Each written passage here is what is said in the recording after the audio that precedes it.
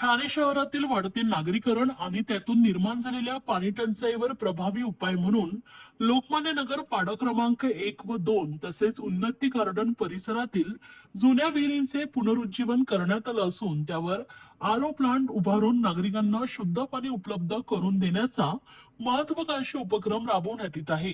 या उपक्रमाचे लोकार्पण परिवहन मंत्री आमदार प्रताप सरनाईक यांच्या हस्ते करण्यात आले।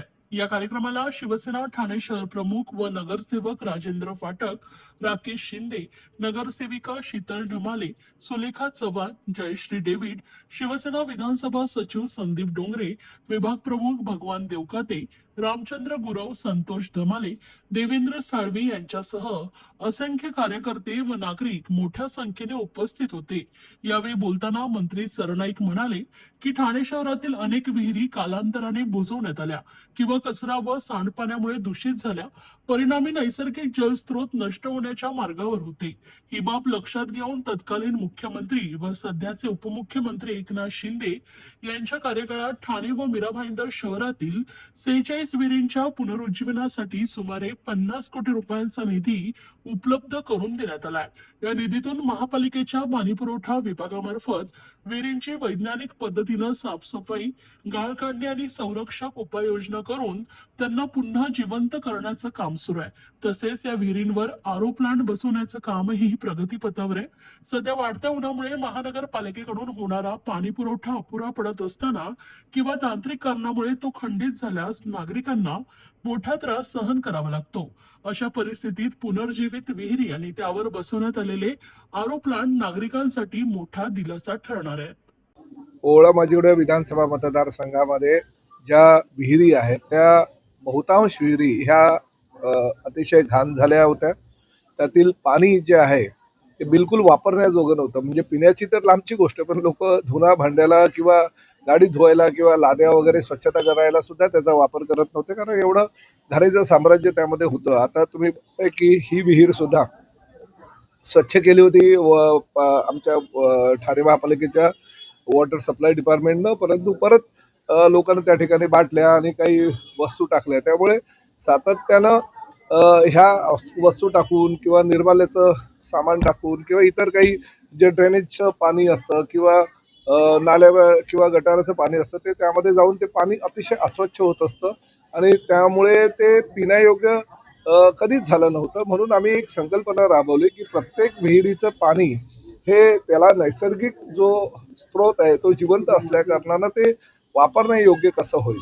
आणि त्यामुळे एकनाथ शिंदे साहेब राज्याचे मुख्यमंत्री असताना मी एक प्रपोजल त्यांच्याकडे दिलं, जे आमच्या ठाणे महापालिकेच्या आणि मीरा भाईंदरच्या वॉटर सप्लाय डिपार्टमेंटनं माझ्याकडे दिलं होतं आणि त्या माध्यमातून ते प्रेझेंटेशन दिल्यानंतर शिंदे साहेबांनी ठाणे आणि मीरा भाईंदरच्या सगळ्या विहिरीचं सुशोभीकरण करणे, पुनरुज्जीवन करणे, ते जे पाणी आहे त्यामध्ये ते वापरण्यायोग्य करणे किंबहुना पिण्यायोग्य करण्यासाठी 50 कोटीचा निधी उपलब्ध करून दिला। ते प्रपोजल आम्ही तयार केलं आणि गेल्या 2 वर्षापासून त्यावर काम चालू होऊन आज त्यापैकी बहुतांश विहिरी ह्या स्वच्छ करण्यात आलेल्या आहेत। त्यावर आरो प्लांट लावलेले आहेत।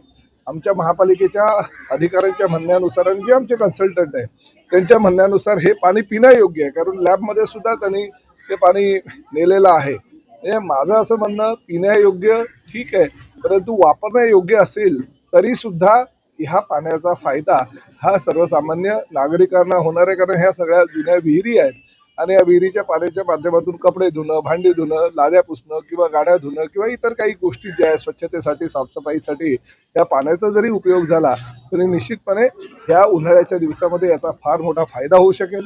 ही जी विहीर आता आपण करतोय त्या विहिरीचं पाणी पिण्यायोग्य असल्या कारणानं आरो प्लांटच्या माध्यमातून अतिशय चांगल्या प्रकारे तो विकसित करण्यात आला आणि ताबडतोब हे जे पाणी आजपासून आता येणार आहे ते लॅबमध्ये दाखवून 2 ते 3 दिवसामध्ये तो लॅबचा रिपोर्ट हा या ठिकाणी लावण्यात येईल आणि त्यानुसार हे पाणी पिण्यासाठी सुद्धा ह्या परिसरातल्या जनतेला वापरता येईल। विहिरीमध्ये जो काही बाटल्या वगैरे टाकल्या जातात या संदर्भात नागरिकांना त्या सुद्धा मी सूचना केलेल्या आहे की शक्यतो बघा, आता जेव्हा विहिरीचा उपयोग किंवा विहिरीच्या पाण्याचा उपयोग केला जातो त्यावेळेस लोक त्याचा वापर चांगल्या प्रकारे करतात। आता ह्या ठिकाणी बाटल्या वगैरे टाकल्या गेलेल्या आहेत, परंतु हेच पाणी आपल्याला प्यायचं आहे, आपल्याला वापरायचं हे जेव्हा त्यांना समजेल त्यामुळे ते कचरा वगैरे त्या ठिकाणी टाकणार नाही आणि तशा सूचना मी दिलेल्या आहेत। आता जो कचरा साठलेला आहे तो मी ताबडतोब साफ करायच्या सूचना आमच्या अधिकाऱ्यांना दिलेल्या आहे.